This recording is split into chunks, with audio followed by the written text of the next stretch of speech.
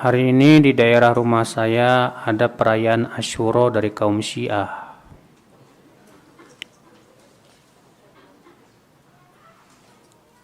Apa yang harus saya perbuat, Ustadz, agar tidak terkena kesesatannya? Apakah Syiah termasuk Khawarij juga?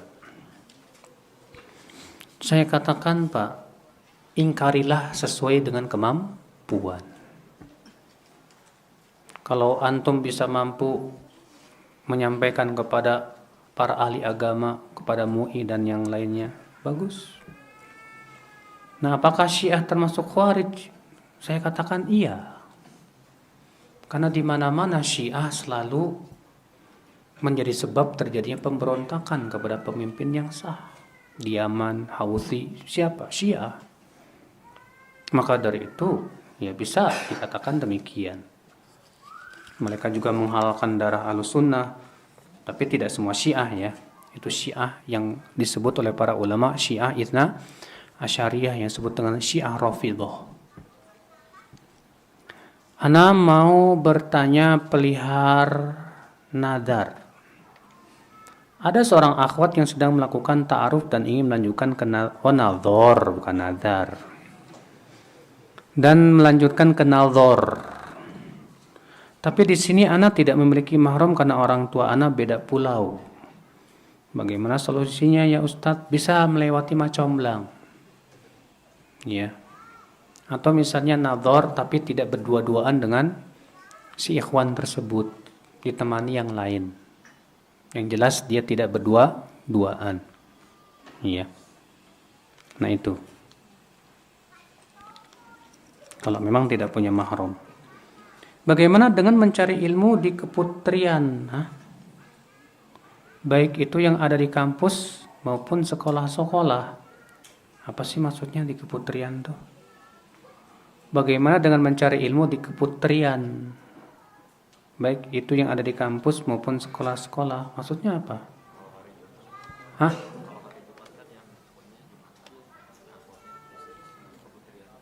Oh, kalau hari Jumat, ikhwannya Jumatan. Ya, akhwatnya keputrian. Isinya apa? Kayak Jumatan juga.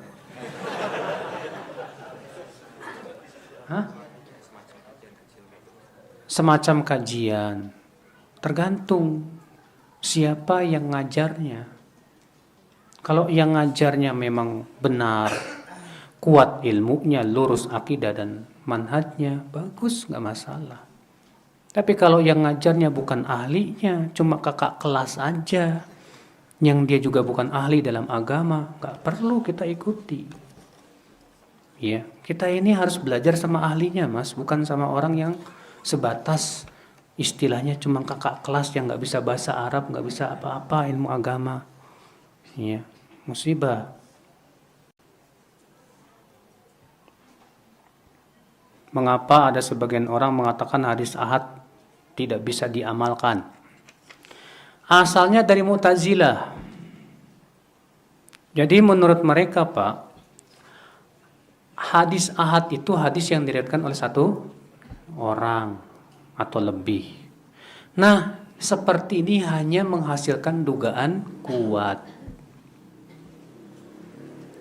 Karena hanya menghasilkan dugaan kuat, maka tidak bisa untuk menetapkan sesuatu yang pasti. Masalah akidah, masalah yang pasti. Masa sesuatu yang pasti ditetapkan oleh sebatas dugaan kuat? Gak mungkin. Nah, ini kan akal-akalan, Pak, namanya. Pak, paham gak? Ini namanya akal-akalan. Sekarang kita katakan pertama, ada nggak hadis atau dalil yang menyebutkan bahwa hadis ahad nggak boleh dipakai dalam masalah akidah? Ada? Nggak ada. Sampai detik ini pun mereka tidak bisa membawakan dalil. Iya, yang ada hanya sebatas akal semata. Yang kedua, pemahaman seperti ini bertabrakan dengan ijma' kaum muslimin. Sebagian disebutkan Imam Al-Khatib Al-Baghdadi, Ibnu Abdul Bar dalam kitab At-Tamhid. Mereka semua mengatakan bahwa para ulama dari zaman ke zaman berijma, bersepakat akan wajibnya menerima hadis ahad dan mengamalkannya. Iya. Silakan dilihat dalam kitab At-Tamhid di jilid 1 yang halaman 8. Ya, yang ditulis oleh Ibnu Abdul Bar, demikian pula Al-Khatib Al-Baghdadi dan yang lainnya.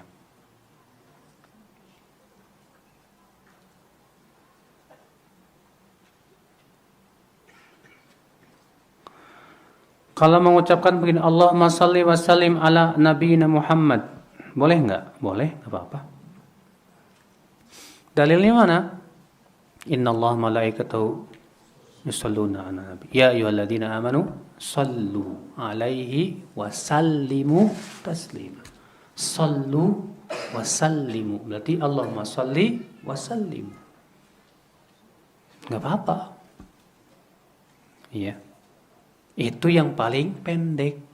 Kalau yang mau panjang, yang dia ajarkan oleh Rasulullah. Allahumma salli ala Muhammad wa ala ali Muhammad kama sallaita ala Ibrahim wa ala ali Ibrahim innaka Hamidum Majid wa barik ala Muhammad wa ala ali Muhammad kama barakta ala Ibrahim wa ala ali Ibrahim innaka Hamidun Majid. Ya. Ada 8 hadis yang menyebutkan tentang bentuk-bentuk sholawat. Bisa dirujuk kitab Syekh Albani yang berjudul Fikih Sholat.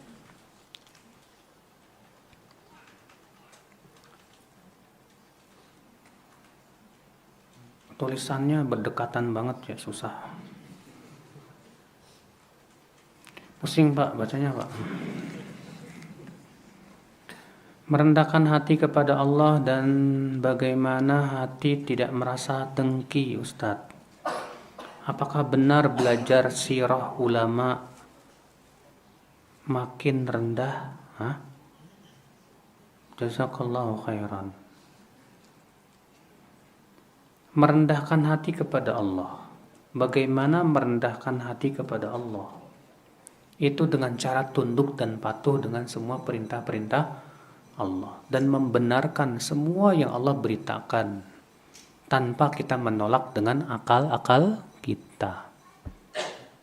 Ya. Bagaimana hati supaya tidak dengki? Supaya tidak dengki, yang pertama, ya, kita banyak-banyak minta kepada Allah supaya dilindungi dari apa? Kedengkian. Yang kedua, selalu kita muhasabah dan mempelajari tentang ciri-ciri dengki itu apa. Yang ketiga, kalau kita sudah merasa dengki dengan seseorang, segera orang tersebut kita doakan dan kita padamkan, ya, kedengkian tersebut. Apa benar belajar sirah ulama makin rendah? Loh. Sirah ulama maksudnya apa? Biografi ulama. Mempelajari biografi ulama itu penting loh Pak. Kenapa demikian? Sebab dengan mempelajari biografi ulama kita bisa mengambil mereka sebagai apa? Suri tauladan. Mengambil hikmah-hikmahnya. Walaupun memang ulama bukan seperti apa? Nabi. Tapi kita butuh ilmu mereka. Kita butuh. Kehidupan ulama salaf terdahulu itu luar biasa Pak hidupnya Pak. Waktu-waktunya berkah sekali. Akhlaknya dan yang lainnya. Bapak baca deh kitab Syiar A'lamin Nubala. Baca kitab Tarikhul Islam. Bagaimana kitab-kitab yang menyebutkan tentang sejarah-sejarah para ulama. Luar biasa Pak. Menambah keimanan. Ya. Menambah keimanan.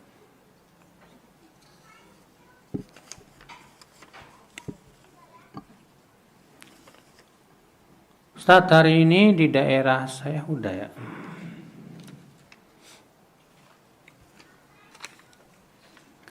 Boleh dijelaskan tentang hadis ahad? Udah juga.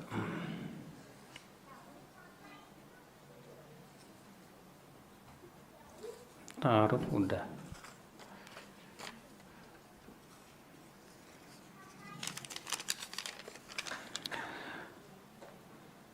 Seutama-utama mempelajari ilmu, Ana pernah baca Muqaddimah Fikih Asmaul Husna karya Syekh Abu Bakar adalah mempelajari tentang Allah. Betul sekali. Pertanyaan untuk tulab yang awam, seperti kita lebih baik pelajari langsung ilmu tersebut atau pelajari tazkiyatun nufus atau ilmu apa dulu ya Ustadz? Ilmu tauhid. Tauhid dulu. Karena itu hak Allah yang paling besar. Ya. Jangan antum pahami bahwa ilmu tauhid itu sebatas belajar ini syirik, bukan syirik. Tapi hakikat di antara tauhid bagaimana menguatkan tawakal kita kepada Allah. Bagaimana menguatkan cinta kita kepada Allah. Bagaimana menjadikan kita hanya bergantung hanya kepada Allah. Itu tauhid, Pak. Ya. Sebetulnya ilmu tauhid itu bukan sebatas teori, tapi yang terpenting apa? Aplikasi. Ya, aplikasi yang susah.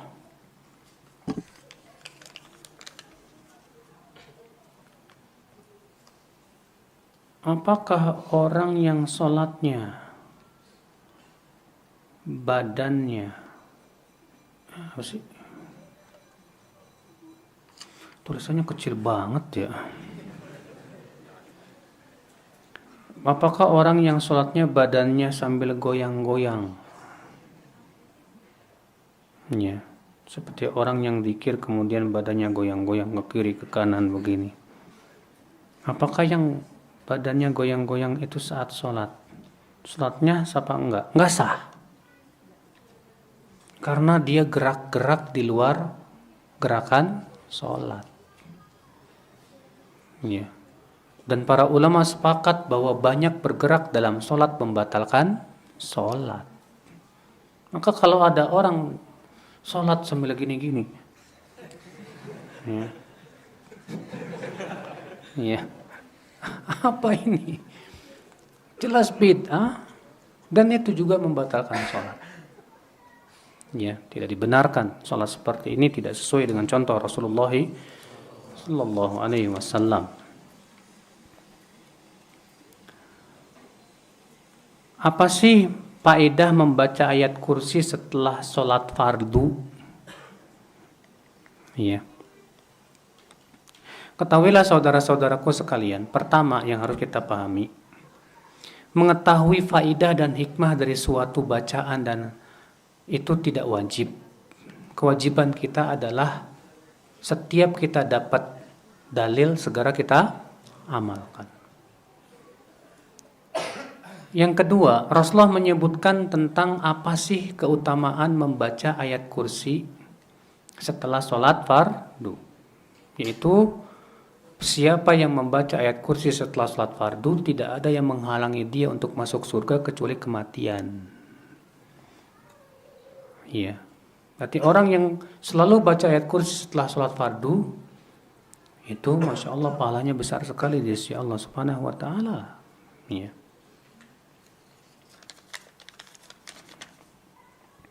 Apa saya berdosa karena saya disuruh untuk ikut berpartisipasi dalam melaksanakan acara bid'ah, tapi saya nggak mau ikut dan malah menghindar? Ya nggak dosa lah.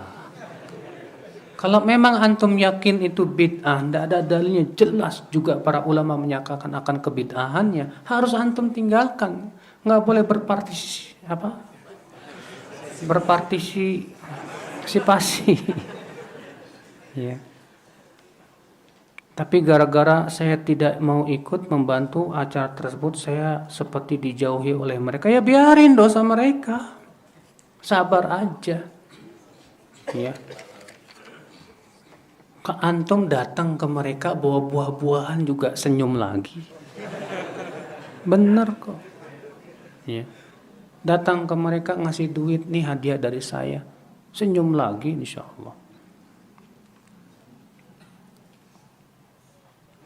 Ustadz, hadis yang mengharamkan musik itu maksudnya alat musiknya atau nyanyian-nyanyiannya? Ya nyanyian sama musik beda, Pak. Yang dimaksud hadis tentang alat musik, ya alat musik. Ya. Atau yang semakna dengan alat musik yang tujuannya memang menghasilkan apa? Musik. Contoh misalnya ada orang nggak pakai alat musik tapi cuma pakai suara pom pom pom pom pom pom pom misalnya gitu.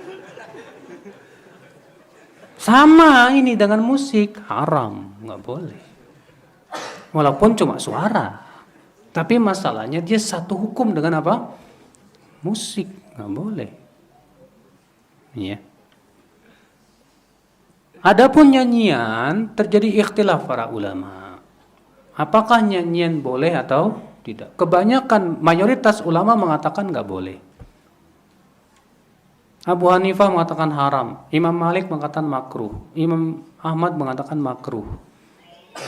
Sampai-sampai Imam Abdullah bin Mas'ud ketika menafsirkan ayat surat Luqman ayat 3, wa minan nasi may yashtari lahwal hadithi liyudhilla an sabilillah. Di antara manusia ada yang membeli ucapan yang sia-sia untuk menghalang-halangi manusia dari jalan Allah. Kata Ibnu Mas'ud apa? Demi Allah, yang dimaksud lahwal hadith ini nyanyian. Beliau bersumpah 3 kali, demi Allah itu nyanyian. Ya. Imam Malik berkata al-ghina mumbitun nifaq. Nyanyian itu menumbuhkan penyakit munafik.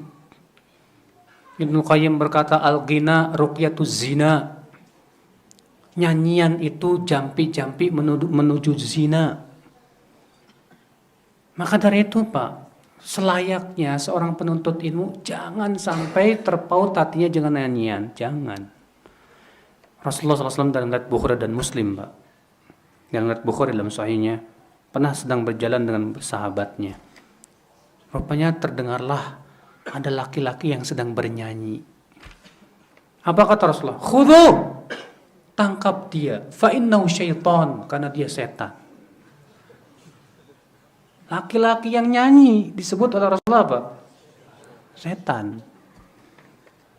Iya. Yang ngomong Rasulullah, bukan saya Pak. Bukan saya, maaf ya.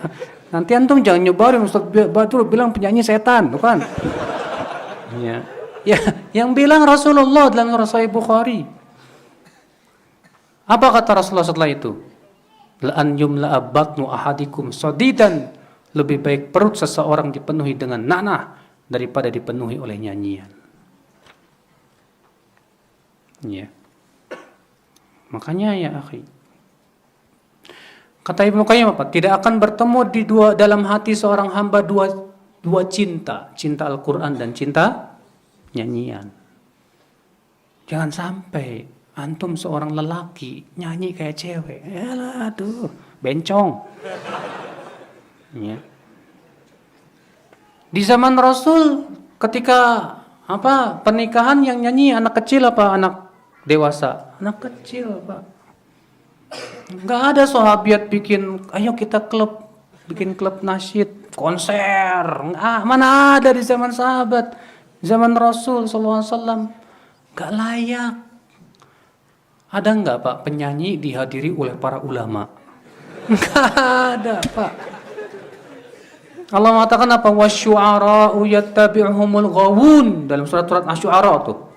Para penyanyi itu hanyalah diikuti oleh orang-orang yang sesat. Makanya penyanyi majelisnya yang menghadiri siapa? Yang kayak gitu, joget-joget ini. Enggak ada para ulama hadir. Masya Allah.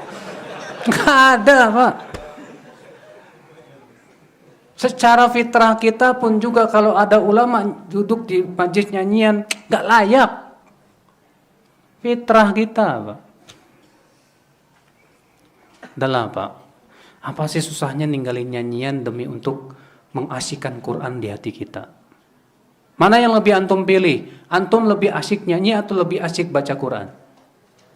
Secara fitrah antum, anak tanya secara fitrah antum, mana yang lebih antum pilih? Lebih asyik baca Quran atau lebih asyik nyanyi? Saya yakin orang yang fitrahnya masih lurus berkata, saya ingin lebih asyik baca Quran. Iya. Iya, sahih, akhi. Jangan biasakan dengan nyanyian, Pak. Iya, jangan biasakan. Walaupun memang ada sebagian ulama mengatakan boleh, tapi sebatas syair seperti di zaman sahabat. Boleh, memang betul. Tapi itu dengan syarat. Syarat yang pertama isinya kebaikan. Yang kedua tidak boleh terlalu banyak, tidak terlalu sering. Nggak boleh. Ya.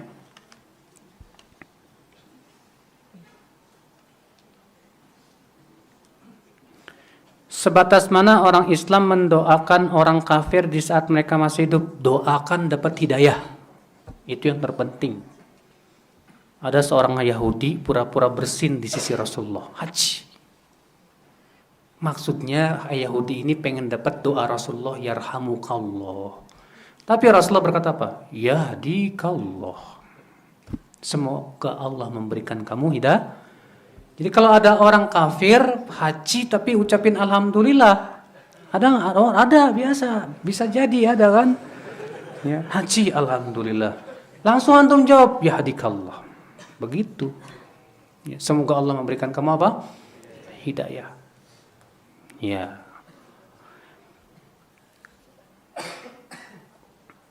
Apakah kalimat kebenaran hanya datang dari Allah? Kesalahan datang dari saya. Itu bertentangan dengan konsep takdir. Bahwa takdir itu baik dan berasal dari Allah. Ingat Pak, kaidah Ahlussunnah mengatakan kebaikan itu dinisbatkan kepada Allah. Sedangkan keburukan tidak boleh dinisbatkan kepada Allah. Dalilnya Rasulullah bersabda dalam doanya, "Wasyarru laisa ilaik." Dan keburukan tidak dinisbatkan kepadamu ya Allah. Maka ucapan ini yang mengatakan apa yang benar itu dari Allah, yang salah itu dari saya dan dari setan, ini ucapan yang diucapkan oleh Abu Bakar. Dan itu maknanya benar. Memang betul takdir baik dan buruk semuanya dari Allah. Tapi ingat, ya, ada dalil lain yang menunjukkan bahwa yang boleh dinisbatkan kepada Allah hanya apa? Kebaikan. Sedangkan keburukan tidak boleh dinisbatkan kepada Allah Subhanahu wa taala. Karena yang melakukan keburukan secara hakiki siapa? Manusia.